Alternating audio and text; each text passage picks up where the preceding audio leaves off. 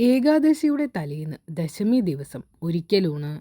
ഏകാദശി ദിനം പൂർണ്ണമായി ഉപവസിക്കുക. അതിന് സാധിക്കാത്തവർ അരിയാഹാരം ഒഴിവാക്കി പാലോ പഴമോ കഴിച്ച് വ്രതം അനുഷ്ഠിക്കാം.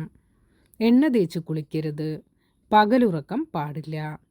പ്രഭാത സ്നാനത്തിന് ശേഷം ഭഗവാനെ ധ്യാനിക്കുകയും വിഷ്ണു ഗായത്രി ജപിക്കുകയും ചെയ്യുക. സാധിക്കുമെങ്കിൽ വിഷ്ണു ക്ഷേത്ര ദർശനം നടത്തി വിഷ്ണു സൂക്തം, ഭാഗ്യസൂക്തം, പുരുഷസൂക്തം തുടങ്ങിയവ കൊണ്ടുള്ള അർച്ചന നടത്തുകയും ചെയ്യുക. അന്നേ ദിവസം മുഴുവൻ അന്യചിന്തകൾക്കൊന്നും ഇടം നൽകാതെ തെളിഞ്ഞ മനസ്സോടെ ഭഗവാനെ പ്രകീർത്തിക്കുന്ന നാമങ്ങൾ ജപിക്കുക. വിഷ്ണു സഹസ്രനാമം ചൊല്ലുന്നത് ഉത്തമമാണ്. കഴുകി വൃത്തിയാക്കിയ വെളുത്ത വസ്ത്രം ധരിക്കുക. തുളസി നനയ്ക്കുന്നതും തുളസിത്തറയ്ക്ക് 3 പ്രദക്ഷിണം വയ്ക്കുകയും ചെയ്യുക.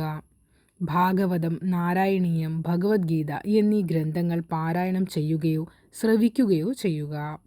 ഏകാദശിയുടെ പിറ്റേന്ന് ദ്വാദശി ദിവസം ഹരിവാസര സമയത്തിന് ശേഷം മലരും തുളസിയിലയും ഇട്ട തീർത്ഥം സേവിച്ച് പാരണ വീടുക. യോഗിനി ഏകാദശി വ്രതം അനുഷ്ഠിക്കുന്നവരുടെ പാപങ്ങളും ശാപദോഷങ്ങളും ശമിക്കും എന്നാണ് വിശ്വാസം. ഏകാദശിക്ക് ഈ നാമധേയം വന്നതിൻ്റെ പിന്നിൽ ഒരു ഐതിഹ്യമുണ്ട്. ധനാധിപനായ കുബേരൻ്റെ തോട്ടക്കാരനായിരുന്നു ഹേമൻ.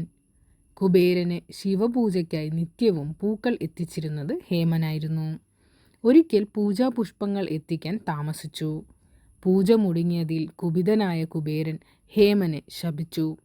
ശാപഭാരത്താൽ കഷ്ടതയനുഭവിച്ച ഹേമൻ ശാപമുക്തിക്ക് ഉപായം തേടി മാർക്കണ്ഡേയ മുനിയെ സമീപിച്ചു. മറുപടിയായി മിഥുനമാസത്തിലെ കൃഷ്ണപക്ഷ വ്രതമനുഷ്ഠിച്ച് വിഷ്ണുപ്രീതി നേടാൻ പറഞ്ഞു.